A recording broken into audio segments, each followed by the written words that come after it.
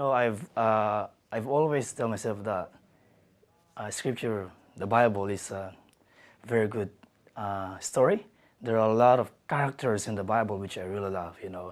Starting from Abraham, who was so old, and then Isaac, who was to be killed, Jacob, who was a liar, and then from the prophets and the elderlies, and then we have Jeremiah's, who were very, very hesitant, and then Job, who suffered so much suffering, and then Jonah was very hesitant, and then and then the Old Testament.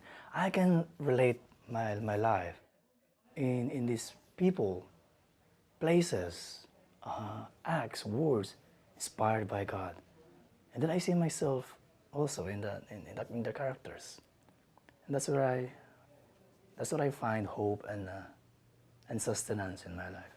It sustained my faith. Without the Bible, I think I cannot sustain my faith because that is where I go back. You can read all the documents of the council, all the documents about the popes, all the documents, but if you look at it closely, it will all go back to the Bible. Yep. Even the catechism goes back to the Bible.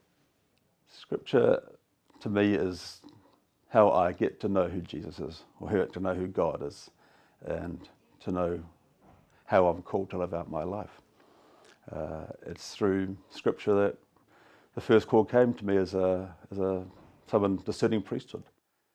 Often you'll hear a scripture piece during a weekday mass, so often will just wash over you. Other days it makes an impact. And it was always a story of the rich young man for me, made an impact on me once upon in my life when I was a bit younger. Wasn't quite so rich, but aspiring to be, and heard that gospel. That really made an impact upon me.